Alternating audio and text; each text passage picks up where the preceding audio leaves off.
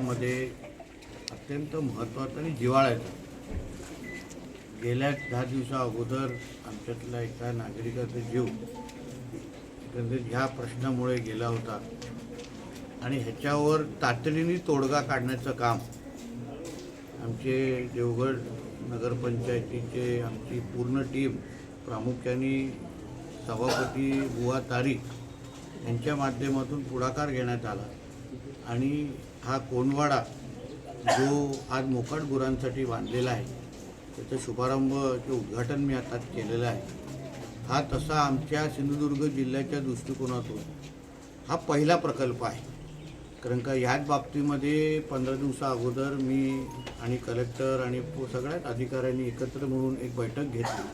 की जिल्ह्यामध्ये हा प्रश्न कसा आम्ही सोडू शकतो। अशा पद्धतीचे कोंडवाडे बांधण्याचा पुढाकार खरं म्हटलं तर नगरपालिकेच्या माध्यमातून घेतलं पाहिजे आणि मग ग्रामीण भागामध्ये आम्ही काय करू शकतो। मग त्यासाठी आम्ही जिल्हा परिषद COला काही पुढाकार घ्यायला सांगितलेला आहे, त्यांना काही रिपोर्ट सादर करायला सांगितलेलं आहे, जेणेकरून जिल्ह्यामध्येच हा विषय कसा आपण सोडू शकतो।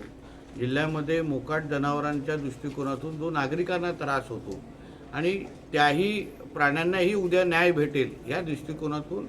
आम्ही सगळेजण काम करतोय आणि त्याचा पहिला प्रयोग म्हणून आज देवगड जामसांडेमध्ये आम्ही हा कोंडवाडा उद्घाटन केलेला आहे। आता मला विश्वास आहे यापुढे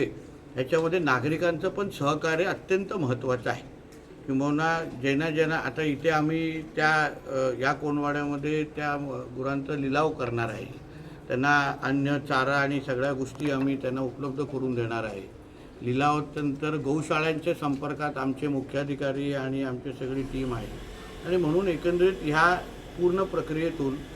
मोकाट गुरांचा जो विषय जो आज आमच्या देवगड जामसांडेमध्ये महत्त्वाचा विषय होता तो सोडवण्याच्या दृष्टिकोनातून अत्यंत महत्त्वाचं पाऊल आम्ही शब्दापलीकडे कृतीतून टाकलेलं आहे।